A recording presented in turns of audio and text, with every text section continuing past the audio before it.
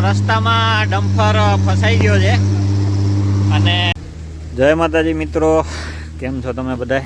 તો આજે ઘણા દિવસ પછી એક વ્લોગ બનાવવાની ઈચ્છા થઈ છે અને ટાઈમ મળ્યો છે. તો આ છે પરુડિયા ગામના એકલ માતાજીનું મંદિર, તમે જોઈ શકો છો. અને અમે વરસાદ ચાલુ છે ધીમો ધીમો, અને કાલ રાતથી વરસાદ ચાલુ છે. અમે બધા જઈએ છીએ હવે રોડ ટુ હેવનમાં ફરવા. ત્યાં બધા બહુ પરો ભાગે છે રહ્યો. જો વિશ્વજીતસિંહ, રામદેવસિંહ અને હું તો વિરાજસિંહ. આવું પાણી પીતો.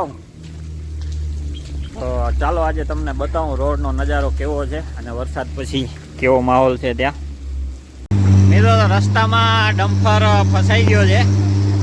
અને જો તમે આ રોડે આવતા હો ખડી ધોરાવીરાવાળા, તો તમે પણ ધ્યાન રાખજો. અહીંયા બે ઈટાજી લગાવવામાં આવ્યા છે બહાર કાઢવા માટે. આપણા અનુભવ જાય રહ્યા અને તમે જોઈ શકો છો બે ને આપણે બહાદુરસિંહ આવે રહ્યા, આપણે જઈ રહ્યા.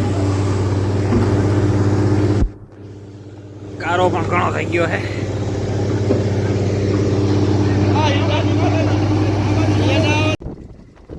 તો મિત્રો જોઈ શકો છો તમે નજારો, અને ફ્લેમિંગો પણ આવેલા છે, જોઈ શકો છો તમે ઘણા બધા.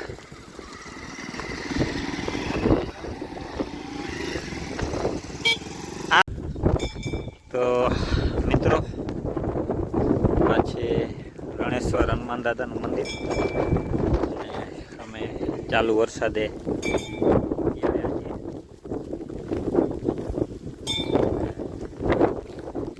ગમે ત્યારે અહીંયા આવો ત્યારે 24 કલાક ચા પાણીની સુવિધા ચાલુ હશે. આ ભાઈઓ આપણા આવી ગયા છે અહીંયા. ફોટો નથી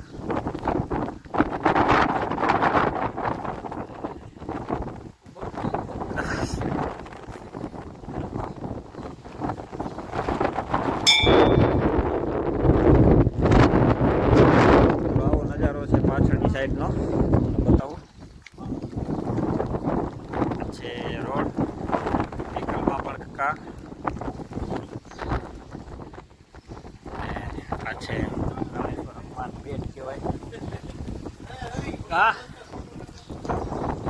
ઉપર જો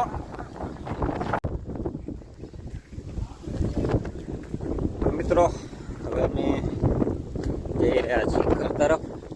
એકવાર તમને નજારો બતાવી દઉં રોડ સાઈડનો.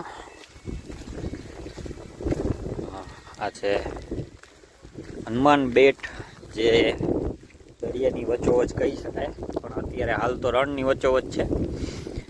ચારે બાજુ રણ અને વચમાં હનુમાનજીનું મંદિર છે.